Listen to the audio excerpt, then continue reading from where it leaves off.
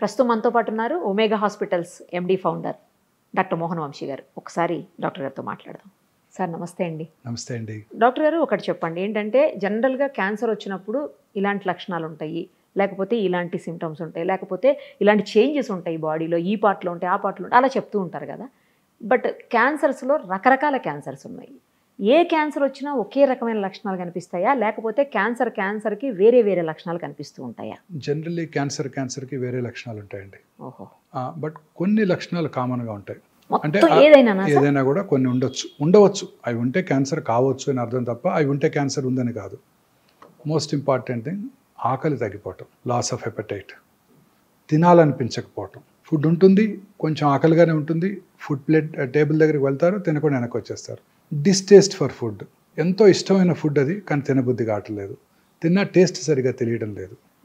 తర్వాత unexplained weight loss, అంటే చాలామంది వెయిట్ తగ్గుతుంటారు, కావాలని తగ్గుతుంటారు. వీరు మామూలుగా తింటున్నారు, మామూలుగా తన పని తను చేసుకుంటున్నారు, సేమ్ డైట్ తింటున్నారు, కానీ వెయిట్ తగ్గిపోతున్నారు. Very important warning signal of cancer. మూడోది లో grade fever, not high, 99.5, once in a day or twice a day fever వస్తుంటుంది, మెలేజ్ ఉంటుంది, ఒళ్ళని నొప్పులుగా ఉండటం, పని చేయాలనిపించకపోవటం, లాంగ్ టర్మ్, అంటే ఇమీడియట్ 4 రోజులు కాదు. మీకు నాకు కూడా వైరల్ ఫీవర్ వస్తే మెలేజ్ ఉంటుంది, మైల్డ్ వైరల్ ఫీవర్ వస్తే లో గ్రేడ్ ఫీవర్ ఉంటుంది. సో ఏమైనా రావచ్చు అది. అలా కాకుండా లాంగ్ టర్మ్, ఎక్కువ రోజులు. Associated with weight loss, distaste for food, ఆకలి తగ్గిపోవటం, ఇవన్నీ కనుకుంటే క్యాన్సర్ కావచ్చు. ఓల్డెన్ డేస్లో 30-40 ఏళ్ల క్రితం ట్యూబర్క్లోసిస్కి ఇవే సిమ్టమ్స్ కనబడేవి. ఇప్పుడు ట్యూబర్క్లోసిస్ ఇండియాలో బాగా తగ్గిపోయింది. ఇప్పుడు ఈ సిమ్టమ్స్ అన్నీ కూడా ఎవరికైనా వస్తే క్యాన్సరే. ఇప్పటికీ కూడా చాలాసార్లు లంగ్లో ఒక షాడో కనపడినా, ఇలాంటి సిమ్టమ్స్ ఉన్నా చాలామంది ఓల్డ్ డాక్టర్స్ ఇంకా టీబీ మెడిసిన్స్ రాసేస్తుంటారు.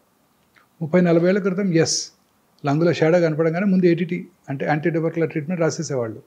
ఇప్పుడు అలా కాదు, మనం కన్ఫర్మ్ చేసుకోవాలి. చాలాసార్లు ఇప్పటికీ కూడా నేను చూస్తుంటాను, పేషెంట్స్ టీబీకి ట్రీట్మెంట్ తీసుకోవటం, తగ్గకపోతే అప్పుడు 3 నెలల తర్వాత సిటీ స్కాన్ చేయటం, అందులో క్యాన్సర్ బయటపడటం, ఆ పార్టీకి ముదిరిపోవటం. సో ఇలా ఏ సిమ్టమ్ కూడా కన్ఫర్మేషన్ కావాలి మనకి. సో ఈ సిమ్టమ్స్ అన్నీ కూడా ఏ క్యాన్సర్లోనే ఉండొచ్చు. ఇన్ అడిషన్ టు దిస్, మనకు శరీరంలో ఏ పార్ట్లో అయితే క్యాన్సర్ వచ్చిందో ఆ పార్ట్ని బట్టి సిమ్టమ్స్ ఉంటాయి. ఉదాహరణకి బ్రెయిన్ క్యాన్సర్ అనుకోండి, హెడేక్, క్రమం తప్పకుండా హెడేక్ పెరుగుతూ ఉంటుంది, ఇంటెన్సిటీ పెరుగుతూ ఉంటుంది. ఎస్పెషల్లీ ఎర్లీ మార్నింగ్ హెడేక్, నిద్ర లేవగానే హెడేక్, లేకపోతే లేవటమే హెడేక్తో నిద్ర లేవటం, హెడేక్ వచ్చి పొద్దున్నే 4-5 గంటలకు మెలకు రావటం, అండ్ వర్సనింగ్ హెడేక్తో పాటు ఫిట్స్ రావటం, కళ్ళు తిరిగినట్టు ఉండటం, వామిటింగ్ రావటం, ప్రొజెక్టైల్ వామిటింగ్ సడన్గా, అంటే టైం కూడా ఇవ్వదు. మామూలుగా వామిటింగ్ సెన్సేషన్ అంటే తెలుస్తుంటుంది, వచ్చేస్తుంది అనుకున్నప్పుడు వాష్రూమ్కి వెళ్తాం, వామిటింగ్ చేసేస్తాం. ఇక్కడ అది కూడా అంత టైం ఇవ్వదు. టక్కన హెడేక్, వామిటింగ్, ఫిట్స్, ఇది వెరీ ఇంపార్టెంట్, ఎస్పెషలీ నడి వయసులో 40s దాటాక ఇలాంటి సిమ్టమ్ ఉంటే definitely most likely brain cancer. అంటే బ్రెయిన్లోనే పుట్టుండవచ్చు, శరీరంలో ఇంకెక్కడైనా పుట్టి బ్రెయిన్కి పాకుండవచ్చు. That is very common.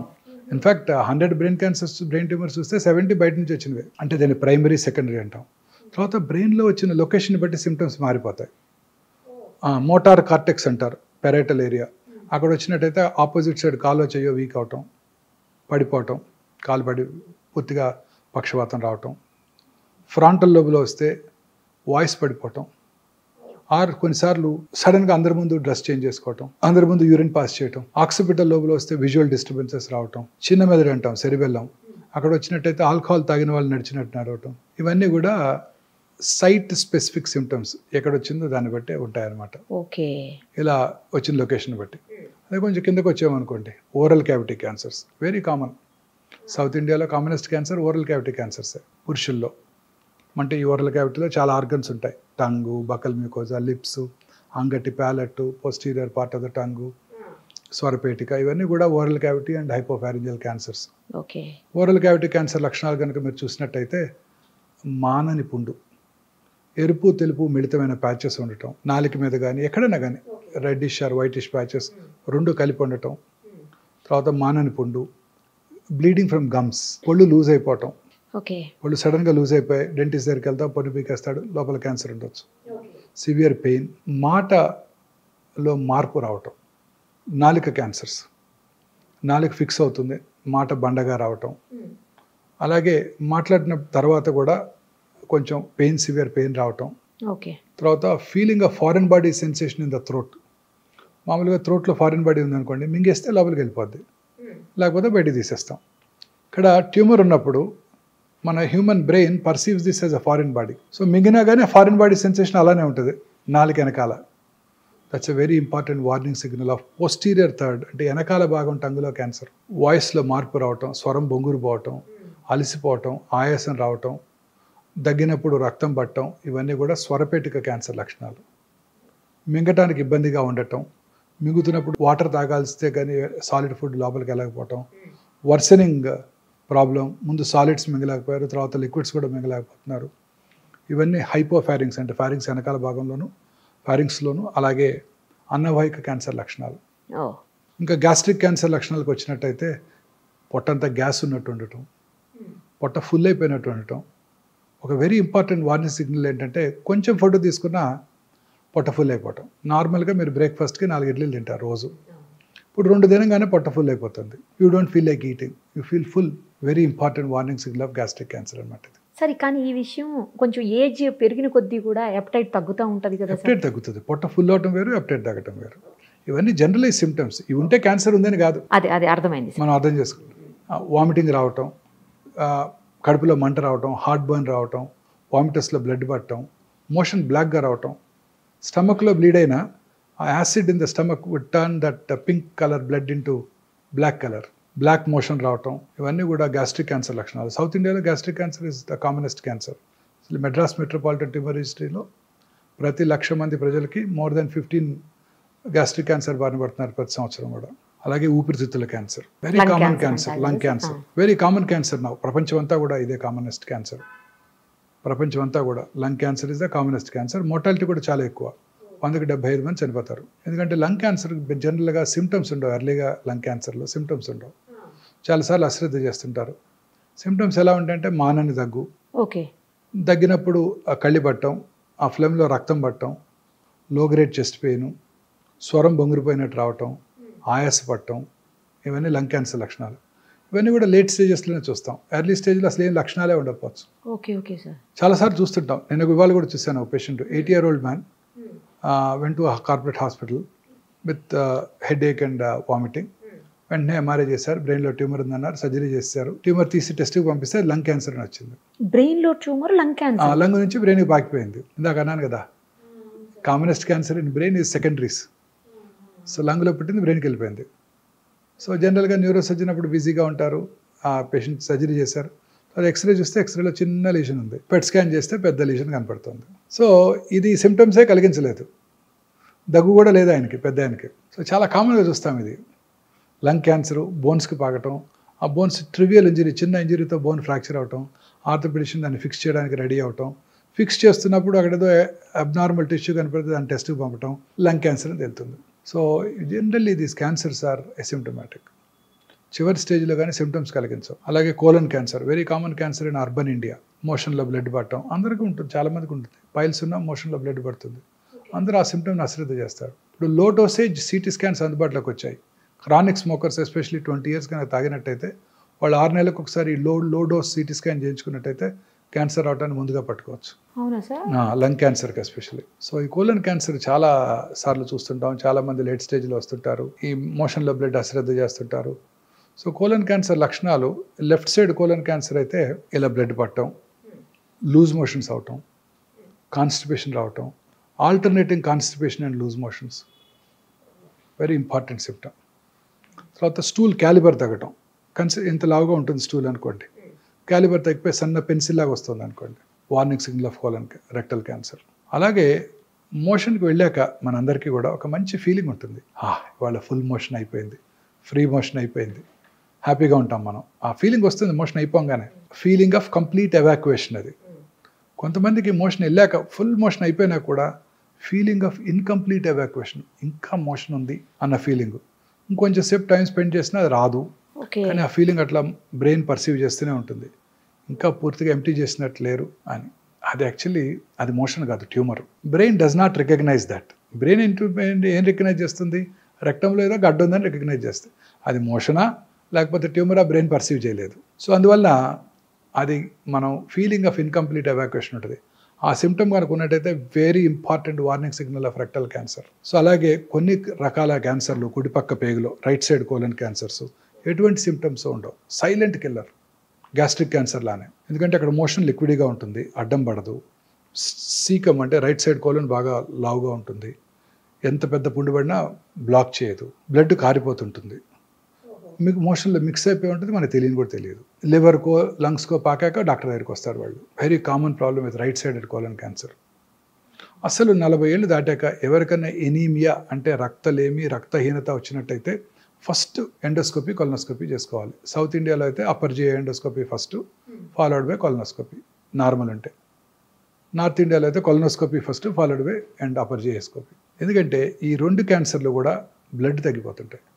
చాలామంది ఎనీమియా వచ్చినప్పుడు డాక్టర్ దగ్గరికి వెళ్ళినప్పుడు డాక్టర్లు బ్లడ్ ట్రాన్స్ఫ్యూషన్ ఇస్తారు, హిమాటోనిక్స్ ఇస్తారు, ఐరన్ సప్లిమెంట్స్ ఇస్తారు, విటమిన్ సి ఇస్తారు, B12 ఇస్తారు. అవసరమైతే బ్లడ్ తగ్గినప్పుడు ఇంకొక మెయిన్ సిమ్టమ్ ఏంటంటే ఆయాసం రావటం. ఆయాసం వస్తే ఫస్ట్ ఎవరి దగ్గరికి వెళ్తారు? ఓల్డ్ మ్యాన్, కార్డియాలజిస్ట్ దగ్గరికి వెళ్తారు. ఆయన ఎంజాయ్ చేస్తారు, అందరికీ 2 బ్లాకులు ఉంటాయి ఆ వయసులో, 2 స్టెంట్లు వేసేస్తారు. ఆ తర్వాత మళ్ళీ ఇంకా కూడా ఆయాసము రక్తలేని ఉన్నట్టయితే అప్పుడు ఆంకాలజిస్ట్ దగ్గరికి వెళ్తారు, వాళ్ళే పంపుతారు క్యాన్సర్ ఏమోనని. చాలా కామన్గా చూస్తుంటాం ఈ సిమ్టమ్. యూరిన్లో బ్లడ్ పట్టడం. ఎక్కడ బ్లడ్ పడినానండి, ముక్కులోంచి కానీ, నోట్లోంచి కానీ, చెవిలోంచి కానీ, యూరిన్లో కానీ, మోషన్లో కానీ, ఫ్లమ్లో కానీ, ఎక్కడ బ్లడ్ పడినా కూడా నిప్పుల నుంచి బ్లడీ డిశ్చార్జ్ రావటం కానీ, అబ్నార్మల్ బ్లీడింగ్ ఫ్రమ్ యూట్రస్ కానివ్వండి, పీరియడ్స్ కాని టైంలో బ్లడ్ వచ్చినా కానీ, ఇంటర్మెన్స్ట్రల్ బ్లీడింగ్ కానివ్వండి, పోస్ట్ కాయిటల్ భర్తతో చేరిన తర్వాత బ్లీడింగ్ కానివ్వండి, ఇవన్నీ కూడా అశ్రద్ధ చేయకూడదు. ఈ 6 సిమ్టమ్స్ అసలు ఎప్పుడు అశ్రద్ధ చేయకూడదు. చాలా వెరీ ఇంపార్టెంట్ వార్నింగ్ సిగ్నల్స్. ఇప్పుడు భారతదేశంలో స్త్రీలలో అత్యధికంగా కనబడే క్యాన్సర్ బ్రెస్ట్ క్యాన్సర్. 2022లో 2,24,000 బ్రెస్ట్ క్యాన్సర్ డయాగ్నోస్ అయ్యాయి. 2010లో ఇట్ వాజ్ 80. రోజుకి పెరిగిపోతుంది. ఇంకొక బ్యాడ్ న్యూస్ ఏంటంటే భారతదేశంలో చూసే బ్రెస్ట్ క్యాన్సర్ పేషెంట్స్ యంగేజ్లో వస్తున్నారు. యంగేజ్లో వస్తే దే ఆర్ వెరీ అగ్రెసివ్. ఏ క్యాన్సర్ అయినా for that matter except thyroid, ఏ క్యాన్సర్ అయినా చిన్న వయసులో వచ్చిందంటే 20 to 40 మధ్య వచ్చిందంటే చాలా అగ్రెసివ్గా బిహేవ్ చేస్తాయి. లంప్ రావటం బ్రెస్ట్లో, బ్రెస్ట్ యొక్క సైజులో మార్పు రావటం, కన్సిస్టెన్సీ అంటే గట్టి మార్పు రావటం, గట్టి పట్టడం, స్కిన్ ముడతలు పడినట్టు ఉండటం, స్కిన్ ఎలా స్ట్రెచ్ అయ్యి షైనీగా ఉండటం, స్కిన్ మీద నరాలు ఉబ్బి ఉండినట్టు ఉండటం, స్కిన్ మీద అల్సరేషన్ ఏర్పడటం, నిప్పుల నుంచి బ్లడీ డిశ్చార్జ్, నిప్పుల్ ఏరియాలో కాంప్లెక్స్ మీద పుండు పట్టడం, సంకలో గడ్డలు రావటం, నిప్పుల యొక్క లొకేషన్ అంటే లెవెల్ ఆఫ్ బోత్ నిప్పుల్స్ మారటం, ఒకటి పైకి వెళ్ళటం ఒకటి కిందకి రావటం, ఇవన్నీ కూడా బ్రెస్ట్ క్యాన్సర్ లక్షణాలు. ఎక్కడ కూడా నొప్పి లేదు. అందరు స్త్రీలు అశ్రద్ధ చేస్తారు, సహజ సిగ్గు వెళ్ళి చెప్పుకోవడానికి. వాళ్ళకిగా వాళ్ళు రెగ్యులర్గా పరీక్ష చేసుకున్నట్టయితే ఈజీగా పట్టుకోవచ్చు. ఎలా టెస్ట్ చేసుకోవాలి బ్రెస్ట్ క్యాన్సర్ అనేది? వాళ్ళు చేసుకుంటే తెలుస్తుంది అంటున్నారు, ఎట్లా తెలుస్తుంది? సెల్ఫ్ ఎగ్జామినేషన్ అంటే వారికిగా వారు పరీక్ష చేసుకోవటం ఒక అలవాటుగా ప్రతి స్త్రీ పీరియడ్స్ అయిపోయిన 1 వీక్ తర్వాత, ఎందుకంటే అప్పుడు బ్రెస్ట్ ఆర్ సప్పులుగా ఉంటాయి. పీరియడ్స్ టైంలోనూ పీరియడ్స్ ముందు బ్రెస్ట్ ఆర్ లంపీగా ఉంటాయి, పెయిన్ఫుల్గా కూడా ఉంటాయి, టెండర్గా ఉంటాయి. ఆ టైంలో కాకుండా పీరియడ్స్ అయిపోయిన తర్వాత, పీరియడ్ ఆగిపోయిన తర్వాత ఆ నెలకి 1 వారం తర్వాత వారికిగా వారు స్నానం చేస్తున్నప్పుడు కూర్చొని రూమ్కి వచ్చాక పడుకొని కుడి చేత్తో ఎడమ చెస్టు, ఎడమ చేత్తో కుడి చెస్టు సిస్టమేటిక్గా సెంటర్ నుంచి పెరిఫెరిక్ కానీ పైనుంచి కిందకి కానీ సిస్టమేటిక్గా ఫ్లాట్ ఆఫ్ ద హ్యాండ్తో ఎగ్జామిన్ చేసుకోవాలి.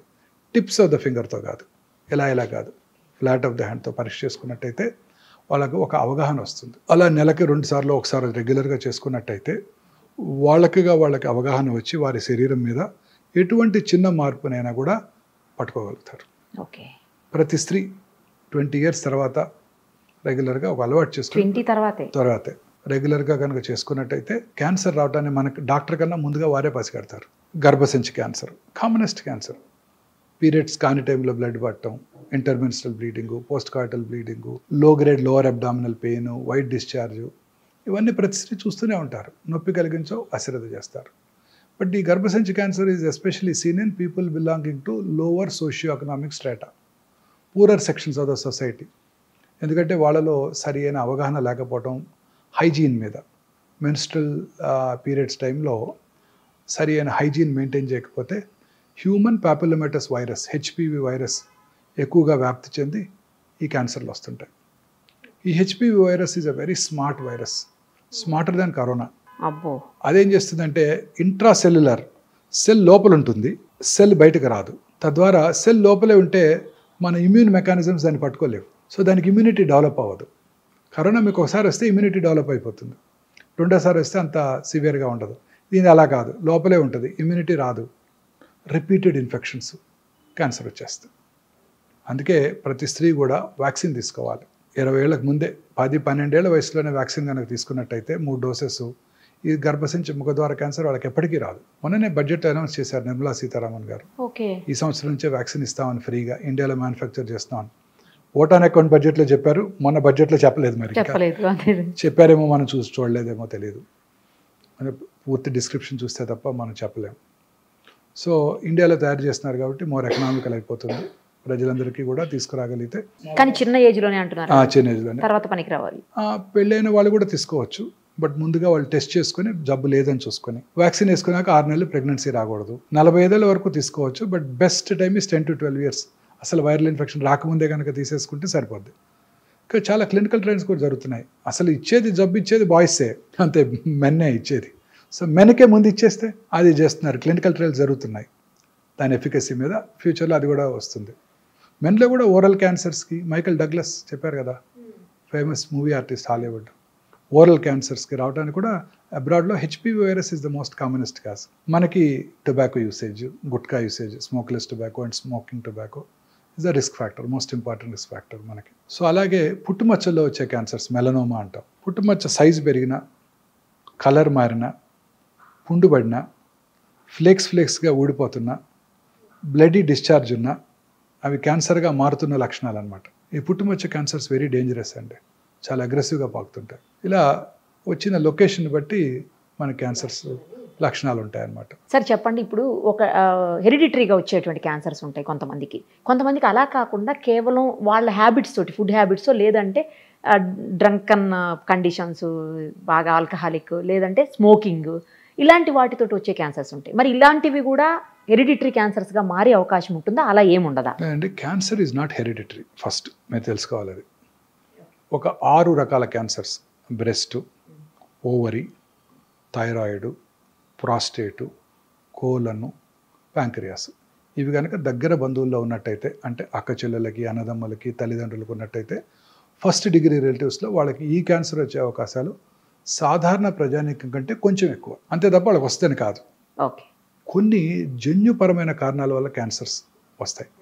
Most important BRCA1, BRCA2, famous personality, Hollywood movie heroine Angelina Jolie. తల్లిగారికి ట్రిపుల్-నెగటివ్ బ్రెస్ట్ క్యాన్సర్ వస్తే వారు ఈ BRCA1, BRCA2 టెస్ట్ చేయించుకొని 2011లోనే వారు bilateral mastectomy, subcutaneous mastectomy, implant place చేసుకున్నారు. అలాగే బైలాటరల్ ఊఫరెక్టమీ కూడా చేయించుకున్నారు. 2 ఓవరీస్ కూడా తీయించేసుకున్నారు. Hereditary breast ovarian cancer syndrome అంటారు దీన్ని. సో ఈ 2 కనుక ఉన్నట్టయితే 100% breast cancer, 70 to 80% ovarian cancer వస్తుంది. అందుకే అమ్మాయి అంత చిన్న వయసులోనే 2 బ్రెస్ట్లు, 2 ఓవరీలు తీయించుకుంది. ఇక ఆమెకు వచ్చే ఛాన్స్ ఉండదు. ఇంకా BRCA1, BRCA2 మ్యుటేషన్. మొన్న మధ్య హంసానందని గారు కూడా అనౌన్స్ చేశారు, వారికి ట్రిపుల్-నెగటివ్ బ్రెస్ట్ క్యాన్సర్, వారికే BRCA1 పాజిటివ్ ఉందని. వారికి కూడా బ్రెస్ట్ క్యాన్సర్ వచ్చే అవకాశాలు 90%, ఓవేరియన్ క్యాన్సర్ వచ్చే అవకాశాలు 60 to 70%. సో ఈ BRCA1, BRCA2 పాజిటివ్ ఉంటే వాళ్ళకి రిస్క్ రిడక్షన్ సర్జరీస్ అని ముందే చేయించుకున్నట్టయితే క్యాన్సర్ రాకుండా కాపాడుకోవచ్చు. తర్వాత కొన్ని రకాల thyroid cancers, medullary thyroid carcinoma, red gene అంటారు, RET జీన్, రెడ్ జీన్, అది కనుక్కున్నట్టయితే వాళ్ళకి ఆ క్యాన్సర్ వస్తుంది. మల్టిపుల్ ఎండోక్రైన్ నియోప్లేషియా అని కూడా అంటారు. సో వాళ్ళకి ఆ మెడులరీ కార్సినోమా ఉండి రెడ్ జీన్ కనుక పాజిటివ్ ఉంటే వాళ్ళ పిల్లలకి థైరాయిడెక్టమీ చేసేయాలి ఫస్టే. ఎప్పుడు చేయాలి? 1 year రాకముందే చేసేయాలి, అప్పుడే బెస్ట్ సర్వ్డ్. అంత చిన్న ఏజ్. రెడ్ జీన్ పాజిటివ్ ఉంటే 1 year రాకముందే చేసేసేయాలి థైరాయిడ్ సర్జరీ, టోటల్ థైరాయిడెక్టమీ చేయించేసుకోవాలి. అలాగే FAP gene, familial adenomatous polyposis coli, ఈ FAP జీన్ పాజిటివ్ ఉన్న వాళ్ళలో 35 నుంచే క్యాన్సర్లు వచ్చేస్తుంటాయి కోలంలో. ఆ FAP జీన్ పాజిటివ్ ఉంటే 35 years రాగానే కొలనోస్కోపీ చేయించుకొని, లేకపోతే ముందుగానే కొలనోస్కోపీ స్క్రీనింగ్ చేసుకుంటూ పాలిప్స్ కనుక డెవలప్ అయిన వెంటనే టోటల్ ప్రాక్టోకోలెక్టమీ చేసేసుకుంటే ఆ క్యాన్సర్ అవడాన్ని మనం నిరోధించవచ్చు. అలాగే hereditary non polyposis colon cancer కూడా ఉంది, లించ్ సిండ్రోమ్ అంటారు. వాళ్ళకు కూడా ఈ కోలన్ క్యాన్సర్ స్క్రీనింగ్ రెగ్యులర్గా చేసుకోవాల్సి ఉంటుంది. సో ఇంకా ఇతరత్ర ఫుడ్ హ్యాబిట్స్ వలన, మీరు అన్నట్టు స్మోకింగు, ఆల్కహాల్ వలన క్యాన్సర్స్ వస్తాయి. వాళ్ళలో అవి జనరల్గా వంశపారంపర్యం కాదు, అవి జనరల్గా లేట్ ఏజ్లో వస్తుంటాయి. ఓకే. సో స్మోకింగ్ చేసే వాళ్ళను, గుట్కా తినే వాళ్ళలో ఈ క్యాన్సర్స్ చూస్తుంటాం చాలా రెగ్యులర్గా. అది వంశపారంపర్యం కాదు. సార్ ఇప్పుడు ఒకసారి స్మోకింగ్ చేసి 10 ఏళ్ళు 15 ఏళ్ళు 20 ఏళ్ళు స్మోకింగ్ చేసి ఆపేసి 20 ఏళ్ల తర్వాత కూడా వచ్చే అవకాశం ఉంటుందా? 20 ఏళ్ళు ఏంటంటే 50 ఏళ్ళ తర్వాత కూడా వచ్చే అవకాశం ఉంటుంది. ఆ పాపం అలానే వెనకాలే వెంటబడుతూనే ఉంటుంది. చాలా మంది అంటారు నేను స్మోకర్ అంటే కాదు పో అంటారు. అదే ఎప్పుడు చాలా చేసండి 50 ఏళ్ళు ఉందండి ఆపేసి అంటారు. 50 ఏళ్ళు కాదు 60 ఏళ్ళు అయినా ఆ పాపం వెనకాలే వెంటాడుతుందండి. స్మోక్ చేసిన 6 సెకండ్స్లో 400 to 500 క్యాన్సర్ కారక సబ్స్టెన్సెస్, కార్సినోజెన్స్ బ్లడ్లోకి వచ్చి బాడీ అంతా బ్రెయిన్ నుంచి కింద వరకు ఎక్కడైనా క్యాన్సర్ కలిగించవచ్చు. గర్భసంచి ముఖద్వారం స్మోక్ చేసే ఆడవాళ్ళలో అక్కడ కూడా క్యాన్సర్ వస్తుంది. ఎండోమెట్రియల్ క్యాన్సర్ అని ఒకటి ఉంది. గర్భసంచిలో 2 పార్ట్స్ ఉన్నాయి, body and cervix. Cervix cancer వస్తుంది స్మోక్ చేస్తే. కానీ స్మోక్ చేసే ఆడవాళ్ళలో ఎండోమెట్రియల్ క్యాన్సర్ వచ్చే అవకాశాలు తక్కువ ఉంటాయి. Interesting observation. ఇండియాలో స్మోక్ చేయరు కదా, మన లేడీస్ చేయరు, చాలా తక్కువ, వేళ్ళ మీద లెక్క పెట్టచ్చు. అమెరికాలో వాళ్ళు ఎక్కువ చేస్తారు, మగవాళ్ళ కంటే ఎక్కువ స్మోక్ చేస్తున్నారు, వాళ్ళు పోటీగా చేస్తున్నారు. వాళ్ళలో సర్విక్స్ క్యాన్సర్ వచ్చే అవకాశాలు ఉంటాయి, బట్ ఎండోమెట్రియల్ క్యాన్సర్ తగ్గిపోద్దంట. Very interesting epidemiological data. First time in America ఈ స్మోకింగ్ వల్ల వచ్చే lung cancer incidence first time తగ్గింది. గత 100 ఏళ్ళుగా లంగ్ క్యాన్సర్ ఇన్సిడెన్స్ పెరుగుతూనే ఉంది. పాస్ట్ 2 ఇయర్స్గా వాళ్ళు చేసిన క్యాంపెయిన్స్ వల్ల కానివ్వండి, అవేర్నెస్ వల్ల కానివ్వండి, స్మోకింగ్ తగ్గిపోతుంది. ఇండియాలో కూడా బాగా తగ్గిపోయింది స్మోకింగ్. చాలా తగ్గిందండి స్మోకింగ్, బాగా తగ్గిపోయింది. ప్రజెంట్ జనరేషన్ పెద్దగా స్మోక్ చేయట్లేదండి. సార్ వీటన్నిటికీ అసలు స్క్రీనింగ్ అనేది ఇంపార్టెంట్ కదా, చాలా ఇంపార్టెంట్. ఎలా అసలు అంటే ఎలా తెలుస్తుంది, ఎప్పుడు చేయించుకోవాలి, ఎలా చేయించుకోవాలి? అన్ని క్యాన్సర్స్కి స్క్రీనింగ్ లేదండి. కొన్ని కామన్ క్యాన్సర్స్, ఉదాహరణకి గర్భసంచి ముఖద్వార క్యాన్సర్, దాన్ని అసలు ప్రివెంటే చేయవచ్చు. నేను చెప్పిన ఇందాక వైరస్ వ్యాక్సిన్ తీసుకోవడం ద్వారా, దాన్ని ప్రైమరీ ప్రివెన్షన్ అంటాం. సెకండరీ ప్రివెన్షన్ కూడా ఉంది దానికి. గర్భసంచి క్యాన్సర్ రావడానికి ముందే లాంగ్ ప్రీ క్యాన్సరస్ ఫేజ్ ఉంటుందండి. అంటే క్యాన్సర్ అవడానికి ఒక 5-6 ఏళ్ల ముందే పట్టుకోవచ్చు, ఇది అశ్రద్ధ చేస్తే క్యాన్సర్గా మారుతుందని, చిన్న పాప్స్మియర్ టెస్ట్ చేసుకోవడం ద్వారా. సో అలాంటి ప్రీ క్యాన్సరస్ ఫేజ్లో కనుక్కుంటే ఆ గర్భసంచి తీసేస్తే వాళ్ళకి ఇంకా క్యాన్సర్ రాదు. దీన్ని సెకండరీ ప్రివెన్షన్ అంటాం. అలాగే గర్భసంచి క్యాన్సర్ వచ్చిందో లేదో తెలుసుకోవడానికి simple test Pap smear, liquid based Pap smear అంటారు. ప్రతి సెక్షువల్లీ యాక్టివ్గా అయినాక, అంటే పెళ్ళైనాక ఫస్ట్ 1 year సంవత్సరానికి ఒకసారి, 3 ఏళ్ళ తర్వాత నుంచి 2-3 ఏళ్ళకి ఒకసారి పాప్స్మియర్ చేయించుకోవడం ద్వారా మనం ఈ క్యాన్సర్ రావడాన్ని ముందుగా పసిగట్టవచ్చు. మన ఇండియన్ ఉమెన్ అయితే ఎస్పెషల్లీ కోస్టల్ ఆంధ్రప్రదేశ్, తమిళనాడు, ఒరిస్సాల్లో ఈ క్యాన్సర్ ఇన్సిడెన్స్ చాలా ఎక్కువ. కారణం ఏంటంటే పావర్టీ, రెండోది హైజీనిక్ ప్రాక్టీసెస్ మీద అవగాహన లేకపోవటం, మూడోది తేమ కలిగిన వాతావరణంలో ఈ వైరస్ ఎక్కువగా వ్యాప్తి చెందుతుంది. అక్కడ హ్యూమిడిటీ ఎక్కువ ఉంటుంది కదండి సముద్ర తీరంలో, వాళ్ళలో ఈ వైరస్ ఎక్కువగా వ్యాప్తి చెంది క్యాన్సర్ ఎక్కువ వస్తుంది. వాళ్ళు సంవత్సరానికి ఒకసారి పాప్స్మియర్ టెస్ట్ చేసుకోవడం ద్వారా క్యాన్సర్ రావడానికి ముందుగా పసిగట్టవచ్చు. సో ఎర్లీగా పట్టుకుంటే క్యూర్ అయిపోతుంది. Okay sir. ఇది first. Second breast cancer. Breast క్యాన్సర్కి 3 ఆర్మ్స్ ఉన్నాయి. ఒకటి సెల్ఫ్ ఎగ్జామినేషన్, ఇందాక మనం డిస్కస్ చేసాం. రెండోది మ్యామోగ్రఫీ పరీక్ష. చాలా మందికి అపోహలు ఉన్నాయి, మ్యామోగ్రఫీ పరీక్ష చేయించుకుంటే దాంట్లో రేడియేషన్ ఎక్స్పోజర్ ఉంటుంది, బాగా గట్టిగా నొక్కేస్తారు బ్రెస్ట్ని, చాలా పెయిన్ఫుల్గా ఉంటుంది. ఇవన్నీ కూడా అపోహలు మాత్రమే. ఇప్పుడు కొత్తగా వచ్చిన డిజిటల్ మ్యామోగ్రామ్స్తో రేడియేషన్ ఎక్స్పోజర్ బాగా తగ్గిపోయింది, కంప్రెషన్ కూడా పెద్దగా ఉండదు. 3D డిజిటల్ మ్యామోగ్రఫీలో అయితే అసలు కంప్రెస్ చేయకుండానే మనం రేడియోగ్రామ్ తీసుకోవడానికి అవకాశం ఉంది. ప్లస్ జనరల్గా మ్యామోగ్రామ్ చేయించుకోవటం కూడా పీరియడ్స్, ఆ నెల పీరియడ్స్ అయిపోయిన తర్వాత 1 వారం తర్వాత చేయించుకుంటే పెయిన్ పెద్దగా ఉండదు. సో మ్యామోగ్రఫీ పరీక్ష బేస్ లైన్ 30, 35, 40, ఆ తర్వాత 2-3 ఏళ్ళకి ఒకసారి 50 వరకు, 50 నుంచి 65 మాత్రం సంవత్సరానికి ఒకసారి మ్యామోగ్రఫీ చేయించుకోవడం ద్వారా ఖచ్చితంగా పట్టుకోవచ్చు. స్కార్డ్ బ్రెస్ట్, అంటే బ్రెస్ట్ లంపెక్టమీలో కనుక చేస్తున్నట్టయితే ఇంతకుముందు, అప్పుడు మ్యామోగ్రఫీ పెద్ద యూస్ఫుల్గా ఉండదు. చాలామంది ఇంప్లాంట్స్ పెట్టుకుంటుంటారు, వాళ్ళలో కూడా మ్యామోగ్రఫీ యూస్ఫుల్గా ఉండదు. వాళ్ళకి ఎంఆర్ మ్యామోగ్రఫీ చేయాల్సి ఉంటుంది, మ్యాగ్నెటిక్ రెజొనెన్స్ మ్యామోగ్రామ్. ఇప్పుడు కొత్తగా పెట్ ఎంఆర్ మ్యామోగ్రామ్ కూడా అందుబాటులోకి వచ్చింది. PET MR mammogram first time ఇండియాలో హైదరాబాద్లోనే అందుబాటులోకి వచ్చింది. మన దగ్గర ఉందండి. పెట్ ఎంఆర్ మ్యామోగ్రామ్ చేసుకోవడం ద్వారా ఆ క్యాన్సర్ని చాలా ఎర్లీగా ఐడెంటిఫై చేయవచ్చు. ఎంఆర్ మ్యామోగ్రామ్లో మ్యామోగ్రఫీలో ఉన్న రేడియేషన్ ఎక్స్పోజర్ కూడా ఉండదు, and MRI is no radiation కదా. ఇది కూడా స్క్రీనింగ్ పనిచేస్తుంది.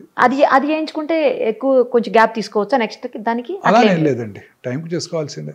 ఆ ఫేమస్ ఎగ్జాంపుల్ మార్టినా నవరతులవా, ప్రతి ఇయర్ జనవరిలో చేసుకుంటుంది, unmarried lady. So she doesn't have children. So వాళ్ళకి రిస్క్ ఎక్కువ. పిల్లలు లేని వాళ్ళకి లేట్గా ఫస్ట్ చైల్డ్ పుట్టిన వాళ్ళకి, family history of breast cancer ఉన్న వాళ్ళకి, ఒక సైడ్ బ్రెస్ట్ క్యాన్సర్ వచ్చి ఉంటే రెండో సైడ్ వచ్చే అవకాశాలు ఎక్కువగా ఉంటాయి. మూడోది వయసు పెరిగే కొలది. ఇవన్నీ బ్రెస్ట్ క్యాన్సర్ రిస్క్ ఫ్యాక్టర్స్. జనవరికి అమ్మాయి మ్యామోగ్రామ్ చేయించుకునేది. సో సడన్గా జనవరి బదులు మేలో చేయించుకున్నారు, వచ్చేసింది చిన్న లంపు. అప్పుడు she was a commentator for French open అప్పుడు. సో సర్జరీ చేయించుకొని she was giving commentary for the French open tennis. So అందుకని టైంకి చేయించుకోవాలి, సంవత్సరానికి ఒకసారి 50 దాటాక. ఎస్పెషల్లీ రిస్క్ ఫ్యాక్టర్స్ ఉన్న స్త్రీలు, ఒబీస్ ఉమెను, స్మోక్ చేసే ఉమెను, ఆల్కహాల్ తాగే ఉమెను, వీళ్ళందరికీ రిస్క్ ఎక్కువ అండి. ఒబిసిటీతో అన్ని క్యాన్సర్స్ ఎక్కువైపోతాయి.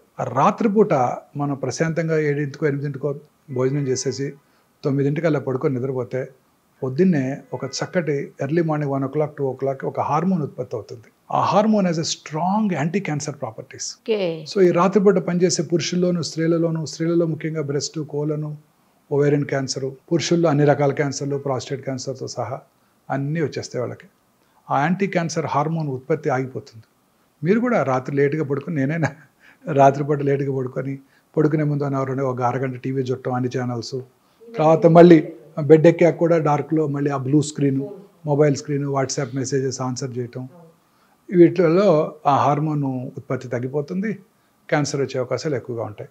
ఇన్ఫ్యాక్ట్ డార్క్లో పడుకోవడం బెటర్ అండి. పడుకోవడమే బెటర్. బెడ్ లైట్ ఉండకూడదు అసలు. ఒకవేళ బెడ్ లైట్ లేకపోతే మీకు బాగా భయంగా ఉంటుంది, నిద్ర పట్టదు అనుకుంటే చిన్న రెడ్ కలర్ లైట్ పెట్టుకోండి. రెడ్ కలర్ లైట్, లేదంటే అవతల రూమ్లో వేసి ఇక్కడ పడుకోవటమే, అంతే. ఏ కలర్ అయినా ఇలాగనే చేస్తే మీకు హార్మోన్ ఉత్పత్తి ఎక్కువ ఉంటుంది, మెలటోనిన్ హార్మోన్. దానివల్ల క్యాన్సర్ రాకుండా ఉండే అవకాశాలు ఎక్కువ ఉంటాయి. ఇప్పుడు మన దైనందిన జీవితంలో వచ్చే మార్పులేండి క్యాన్సర్ అవడానికి కారణాలు. సో అప్రాక్సిమేట్లీ 22 years బ్యాక్ నేను బసవతారక హాస్పిటల్ డైరెక్టర్గా జాయిన్ అయిన రోజు హైదరాబాద్లో ఒక్కటే ప్రైవేట్ క్యాన్సర్ హాస్పిటల్, 45 మంది పేషెంట్లు. ఇవాళ 22 ఏళ్ల తర్వాత 45 క్యాన్సర్ హాస్పిటల్స్ ఉన్నాయి 2 తెలుగు రాష్ట్రాల్లో. ఒక్కచోట బెడ్ ఖాళీ లేదు. నా కళ్ళ ముందు వచ్చిన మార్పు అది. నాకు 13-14 years బ్యాక్ మీరు ఇచ్చిన ఇంటర్వ్యూలో ఆ రోజు చెప్పారు మీరు, ఇప్పుడు 10 మందిలో ఒక్కళ్ళకు కూడా కనిపించట్లేదు, 20 మందికి ఒక్కళ్ళకి అట్లా కనిపిస్తుంది, కానీ రాబోయే 10-15 ఏళ్ల తర్వాత నిరుపమ గుర్తుపెట్టుకో నువ్వు, మళ్ళీ మనం ఇంటర్వ్యూ చేద్దాం ఆ తర్వాత అని కూడా అన్నారు ఆ రోజు మీరు. ఇప్పుడు ప్రతి 9 మందిలో ఒకరికి క్యాన్సర్ వస్తుంది. అదే చెప్పారు మీకు ఆ రోజు. 16 లక్షల న్యూ క్యాన్సర్ పేషెంట్స్, అది ICMR వారు ఇచ్చిన report, Indian Council for Medical Research 2022లో వచ్చిన నెంబర్ ఆఫ్ క్యాన్సర్స్. అది ఎంతవరకు కరెక్ట్ అని చెప్పలేము. సరే, ఈ క్యాన్సర్స్ అన్నిటికీ కూడా ఇట్లాంటి స్క్రీనింగ్లు లేకపోతే మామూలు ఇలాంటివి కాకుండా బ్లడ్ టెస్టులతో తెలియదా? వచ్చేస్తాయండి, నియర్ ఫ్యూచర్లో వచ్చేస్తుంది. గ్రేల్ అనే కంపెనీ గ్యాలరీ అనే టెస్ట్ని లాంచ్ చేసిందండి. ఓకే. ఇప్పుడు కోలన్కి వచ్చింది ఒకటి, చాలా ఎక్స్పెన్సివ్, $1000. ఈ న్యూ టెస్ట్ వచ్చేసేది జస్ట్ సింపుల్ ఒక 5 ml బ్లడ్తో 50 క్యాన్సర్ డయాగ్నోస్ చేసేస్తుంది రావటాన్ని, గ్యాలరీ. బట్ ఆ test is going to be very useful ma'am. అవునా సార్? Very useful ma'am. బ్లడ్ టెస్ట్తోనే 50 క్యాన్సర్లు పట్టేయచ్చు. ఏది అనేది కూడా తెలిసిపోతుంది, ఏ క్యాన్సర్ అనేది. ఇప్పుడు కూడా వచ్చేసిందండి, లిక్విడ్ బయాప్సీ వచ్చేసింది. ఇప్పుడు కూడా పేషెంట్ దగ్గర మీరు ప్రతి పేషెంట్ బయాప్సీ చేయక్కర్లా. ఇప్పుడు చాలా మందిలో అపోహ ఉందండి, బయాప్సీ చేస్తే క్యాన్సర్ పెరిగిపోద్ది, ఏంటి నీటిని పెట్టి గుచ్చుతావా, క్యాన్సర్ తేనె తుట్టుని కదిలిస్తే అట్ట పాకిపోద్ది. ఇప్పుడు కూడా ఒక డాక్టర్ ఆర్గ్యూ చేస్తాను నాతో వచ్చే ముందు. ఆమె నాందేడ్లో డాక్టరు, పెద్ద లార్జ్ రిట్రోపెరిటోనియల్ ట్యూమర్, బయాప్సీ వద్దంటది. మా డాక్టర్ చెప్పాడు, అంతా అవుతుంది వాళ్ళ డాక్టర్ చెప్పాడు ఊరికే, అది అలా మీరు రప్చర్ చేస్తే రప్చర్ అయిపోద్దంట, అందులో వాటర్ కూడా ఉందంట, వాటర్లో కలిసిపోయి బాడీ అంతా వెళ్ళిపోద్దంట ఆర్గ్యూ చేస్తున్నారు. అదంతా అపోహ మాత్రమే. బయాప్సీ చేయడం వల్ల క్యాన్సర్ పెరగదు. అలాంటి వాళ్ళకి liquid biopsy 10 ml blood draw చేసి పంపితే సర్క్యులేటింగ్ ట్యూమర్ సెల్స్ అని మన బ్లడ్లో ఉంటాయండి, తెలిసిపోద్ది. కానీ ఇంకా పూర్తిగా అందుబాటులోకి రాలేదా? వచ్చేసింది. ఇప్పుడు చేసేసాం మా పేషెంట్కి లిక్విడ్ బయాప్సీ. అదేంటండి, లిక్విడ్ బయాప్సీ చేసి అందులో సర్క్యులేటింగ్ ట్యూమర్ సెల్స్ని ఐడెంటిఫై చేసి ఆ ట్యూమర్ సెల్స్ని ల్యాబ్లో గ్రో చేసి ఇన్విట్రో అది ఏ రకమైన యాంటీ క్యాన్సర్ డ్రగ్కు లొంగుతుందో చెప్పే ఫెసిలిటీస్ వచ్చేసాయి. దీనిని ఆంకోనామిక్స్ టెస్టింగ్ అంటారు. మన దగ్గర ఉంది. ఇంకా అదే బ్లడ్లో సర్క్యులేటింగ్ ట్యూమర్ ఫ్రీ DNA ఉంటుంది. ఆ DNAని నెక్స్ట్ జనరేషన్ సీక్వెన్సింగ్ చేసి ఏ రకమైన జన్యుపరమైన మ్యూటేషన్ వల్ల ఈ క్యాన్సర్ వచ్చిందో తెలుసుకునే ఫెసిలిటీ కూడా వచ్చేసింది. అంటే ఇప్పుడు సైంటిస్ట్ బిలీవ్ దాన్ని ఫౌండేషన్ 1 టెస్ట్ అంటారు. మన బాడీలో అబౌట్ 2000 ప్రోటాన్ కోడింగ్ జీన్స్ ఉంటాయి. జెనోమిక్ మ్యాపింగ్ అయిపోయింది, Watson and Crick Nobel prize కూడా వచ్చింది. Equally good number of non proton coding jeans కూడా ఉంటాయి. ఈ ప్రోటాన్ కోడింగ్ జీన్స్లో ఒక 500 to 600 ఆంకో జీన్స్, అంటే క్యాన్సర్ కారక జన్యువుల్ని సైంటిస్టులు ఐడెంటిఫై చేశారు. ఈ క్యాన్సర్ కారక, ఈ 500-600 క్యాన్సర్ కారక జన్యువుల్లోనే మ్యూటేషన్ వల్ల క్యాన్సర్ వస్తుంది కూడా అని సైంటిస్టులు గట్టిగా నమ్ముతున్నారు. మ్యూటేషన్ అంటే ఏదో జన్యుపరమైనదిగా, అంటే తల్లిదండ్రుల నుంచి వచ్చిన దగ్గర కాదు, ఇతరత్ర కారణాలు, స్మోకింగ్ వల్ల మ్యూటేషన్ రావచ్చు, పెస్టిసైడ్ వల్ల మ్యూటేషన్ రావచ్చు, పొల్యూషన్ వల్ల మ్యూటేషన్ రావచ్చు, మానసిక ఆందోళన వల్ల మ్యూటేషన్ రావచ్చు. ఆ మ్యూటేషన్ వల్లే క్యాన్సర్ వస్తుంది అని సైంటిస్టులు ఇప్పుడు గట్టిగా నమ్ముతున్నారు. ఈ 10 ml బ్లడ్లోంచే సర్క్యులేటింగ్ ట్యూమర్ సెల్స్ని ఐడెంటిఫై చేసి ఆ ట్యూమర్ సెల్స్ని ల్యాబ్కు పంపించి ఏ రకమైన యాంటీ క్యాన్సర్ డ్రగ్కు లొంగుతుందో తెలుసుకోవచ్చు. అలాగనే ఇదే బ్లడ్లో సర్క్యులేటింగ్ ట్యూమర్ ఫ్రీ డిఎన్ఏ ఉంటుంది. ఆ డిఎన్ఏని మనం ఈ ఎన్జిఎస్ చేసుకొని ఏ రకమైన జన్యుపరమైన మ్యూటేషన్ వల్ల ఈ క్యాన్సర్ వచ్చిందో తెలుసుకొని ఆ జన్యుపరమైన మ్యూటేషన్ని టార్గెట్ చేసే మెడిసిన్ ఉందా లేదా చూసి ఆ మెడిసిన్ ఇచ్చేస్తే అది కూడా క్యూర్ అయిపోవడానికి అవకాశం ఉంది. అంత అడ్వాన్సెస్ ఇప్పుడు మనకి అందుబాటులోకి వచ్చేసాయి. సో ఈ జన్యుపరమైన మ్యూటేషన్ రావడానికి గల కారణం పెస్టిసైడ్స్ కావచ్చు, పొల్యూషన్ కావచ్చు, ఆల్కహాల్ కావచ్చు, స్మోకింగ్ కావచ్చు, ఆ హార్మోనల్ ఇన్ఫ్లుయెన్స్ కావచ్చు, వైరల్ ఇన్ఫెక్షన్ హ్యూమన్ పాపిలోమాటస్ వైరస్ కావచ్చు, హెపటైటిస్ బి వైరస్ కావచ్చు, వీటన్నిటి వల్ల మ్యూటేషన్ రావచ్చు. అన్నిటికన్నా మోస్ట్ ఇంపార్టెంట్ నేను నమ్మేది ఏంటంటే ఇన్ని 30 సంవత్సరాలు experience general surgery, oncology surgery practice చేసిన తర్వాత అన్నిటికన్నా మోస్ట్ ఇంపార్టెంట్ కాదు మానసిక ఆందోళన. మానసిక ఆందోళన వల్లే ఈ మ్యూటేషన్స్ వస్తున్నాయి, ఈ క్యాన్సర్లు పెరిగిపోతున్నాయి. ఇలా ఈ మానసిక ఆందోళన వలన అన్ని రకాల జబ్బులు వస్తున్నాయని నేను గట్టిగా నమ్ముతున్నాను మేడం. 30 ఏళ్ళు ఆంకాలజీ ప్రాక్టీస్ చేశాక అన్ని రకాల జబ్బులకి, కరోనా కానివ్వండి, కరోనరీ ఆర్టరీ డిసీజ్ కానివ్వండి, సెరిబ్రోవాస్కులర్ యాక్సిడెంట్ కానివ్వండి, క్యాన్సర్ కానివ్వండి, క్యాన్సర్ కూడా అన్నీ కూడా ఈ మానసిక ఆందోళన వల్ల.